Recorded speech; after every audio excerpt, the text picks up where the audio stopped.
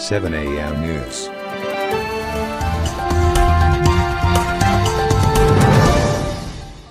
नमस्कार, मैं हूं वीरेंद्र कुमार विवेक और आप देख रहे हैं 7 AM न्यूज। बिहार में बाढ़ सियासत, रोहिणी का वार, डिप्टी सीएम विजय सिन्हा का पलटवार, उठाए कई सवाल। दरअसल बिहार में बाढ़ को लेकर सियासी पारा चढ़ गया है।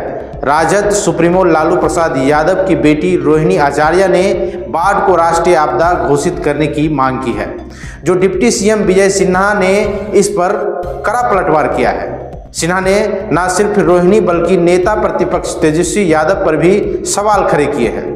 वहीं कांग्रेस अध्यक्ष मल्लिकार्जुन खड़गे के प्रधानमंत्री नरेंद्र मोदी पर किए गए बयान पर भी विजय सिन्हा ने करारा जवाब दिया है। उन्होंने आरजेडी के स्मार्ट मीटर मुद्दों को भी आड़े हाथ लिया।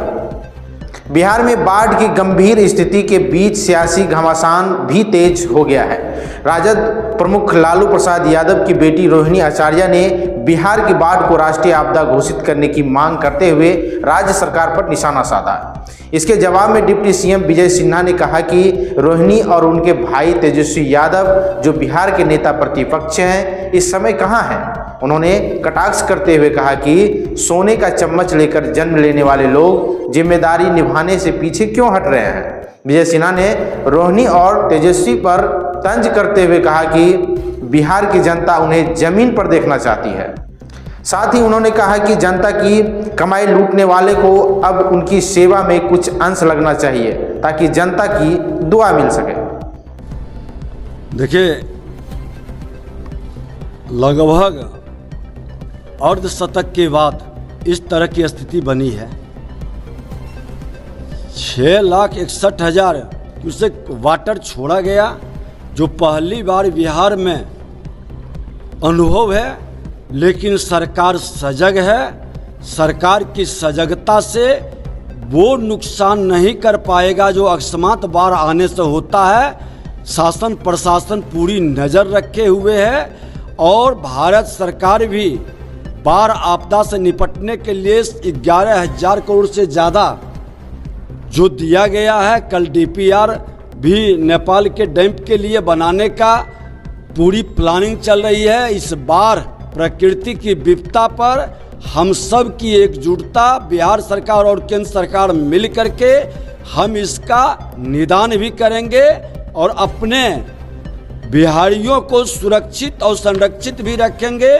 कोई समस्या प्रॉब्लम नहीं होगा। सारे प्रशासन, कई जिलाधिकारियों से हमारी बात भी हुई है। मुजफ्फरपुर के जिलाधिकारी भी अभी बताए हैं कि हमारा तटबंध सुरक्षित है, नज़र है। सीतामढ़ी से जो पानी आ रही है, हम पूरी तैयारी कर रहे हैं। इसलिए सरकार पूरी सजगता से, गंभीरता से लगी हुई है। पूरी तरह से जहां ज़रूरत होगा हम लोग तैयार बैठे हैं कि आवश्यकता के अनुसार वहां राहत भी पहुंचाएंगे और ज़रूरत पड़ेगा तो वहां सहभागिता भी करेंगे। लोगों के बीच खड़ा होकर बाढ़ पीड़ितों की सेवा में कोई कोताही नहीं होगी। लेकिन ये रोहिणी आचार्य है, वो सवाल खड़े करे कि राष्ट्रीय आपदा घोषित करने चाहिए बिहार सरकार। देखिए, रोहिणी जी कहाँ हैं? ये कभी सिंगापुर से, कभी पटना से। इनके भाई कहाँ हैं? नेता प्रतिपक्ष कहाँ है, बताएं।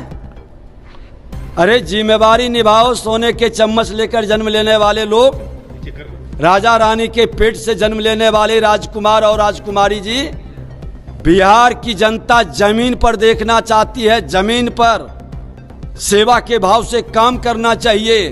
जनता की गाढ़ी कमाई लूटे हैं, उसका कुछ अंश इसी अवसर में आप लोगों की सेवा में लगा दें, लोगों की दुआ मिलेगी।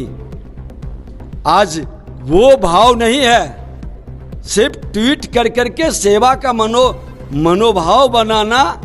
हम तो कहते हैं, हमने पहले ही अपील किया कि सभी लोग को मिल करके आपदा में सेवा के भाव से काम करना चाहिए। ट्वीट करने से और सिर्फ बयान दे देने से प्रतिपक्ष की भूमिका होती है। सत्ता से ज़्यादा विपक्ष जमीन पर खड़ा होकर के लोगों की समस्या को सरकार को अवगत कराता है, सरकार को सजग कराता है, सरकार को विवश करता है कि सरकार सेवा करे। कितने जिलों में राहत कार्य चलाई जा रही है सर सरकार के द्वारा?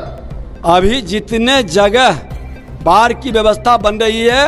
फ्लडेड क्षेत्र में मैं बता दूं कि खास करके चंपारण का दोनों क्षेत्र है, पश्चिम चंपारण, पूर्वी चंपारण, गोपालगंज, सारण, मुजफ्फरपुर, वैशाली, शिवहर, सीतामढ़ी, समस्तीपुर, किशनगंज, अररिया, पूर्णिया, कटिहार, सुपौल, सहरसा, मधेपुरा, मधुबनी, दरभंगा, खगड़िया, भागलपुर, ये जगह और हमारे जिला बाढ़, मुंगेर, ये सब गंगा के बाढ़ के कारण पहले से थोड़ा प्रभावित, सब जगह सजगता से लोग लगे हैं। आरा भी हम लोग गए थे, सब जगह लोगों की नज़र है। माननीय मुख्यमंत्री जी ने कहा है कि आपदा से पीड़ित लोगों का खजाने पर पहला अधिकार है और उसके लिए कोई कमी नहीं रहेगी। मल्लिकार्जुन खड़गे हैं, उन्होंने कहा है कि पीएम मोदी को सत्ता से हटाने तक मैं जिंदा रहूंगा। जब तक हटाएंगे नहीं तब तक बस देश को कमजोर करने वाले, आतंकवाद, उग्रवाद, अपराध और भ्रष्टाचारी को पोषित करने वाले लोग देश के प्रधानमंत्री नरेंद्र मोदी जी को ही हटाने का पहला अभियान रखे हैं, क्योंकि देश के प्रधानमंत्री नरेंद्र मोदी जी ने ही आतंकवाद और उग्रवाद को समाप्त लगभग कर दिया है और अब अपराध और भ्रष्टाचारी पर दबिश बढ़ गई है। इसलिए ये अंतिम छटपटाहट में है और ऐसे भी दीपक जब बुझता है तो फफकता है। ये लोग फफक रहे हैं क्योंकि बुझने की ओर चल चुकी।